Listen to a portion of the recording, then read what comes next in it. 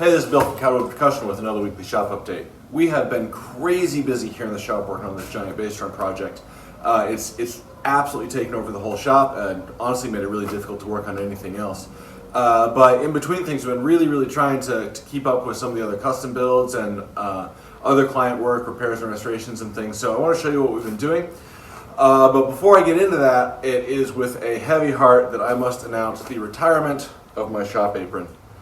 My trusty shop apron has been helping me out here in the shop for I don't even know how many years, but as you can see, it's got quite a few miles on it, and I think it's time for this guy to retire and a new apron to take over. So here we go.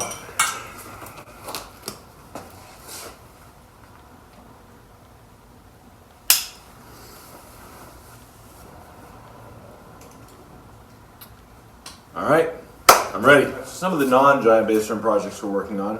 First of all, this is actually going to be a case. As you can see, it's got a lid, comes off, some cool engraving on it. This case is for one of my professors in college, Dave Pope. He's got this Udo that's probably the largest Udo I've ever seen, and he's asked me for a case for it. This project's been in the works for just a very long time. We're kind of finally getting near the end on it. The only thing left to do is put the foam inside to actually protect the instrument.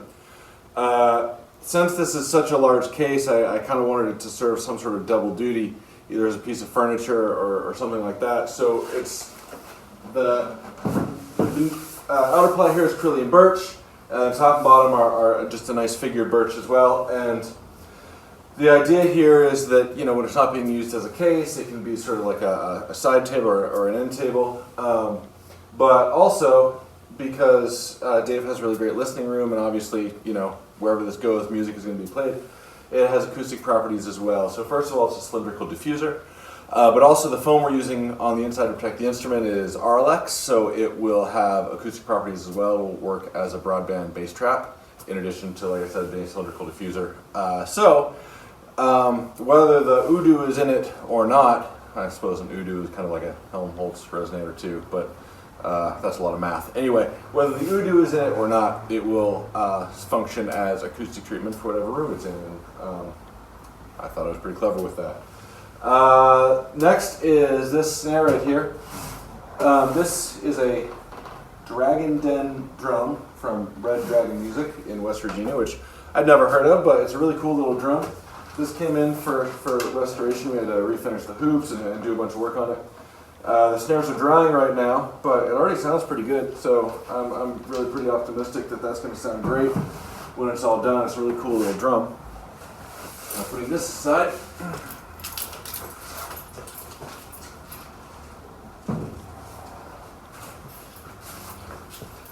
Back here you can see what is going to be the drum set for the new production of the SpongeBob SquarePants musical. They're opening a new production.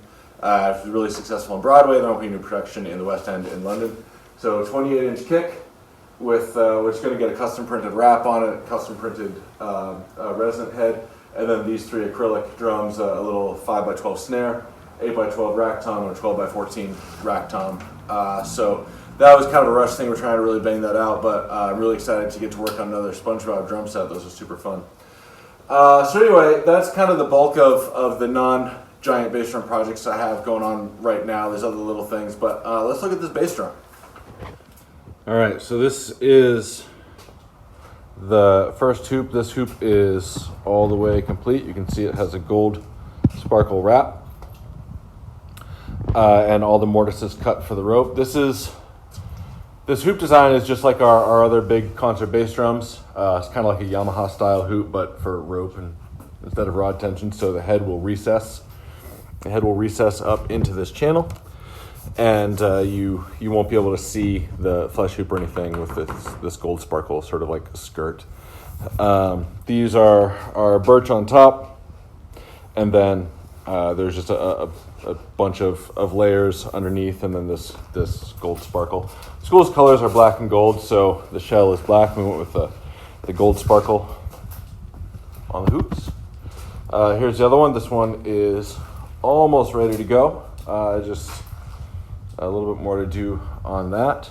As you can see, just looking around the shop, the table saw is way off in the corner. We have all these big tables in here, this big plywood platform that we use to cut all of the various arcs that we needed.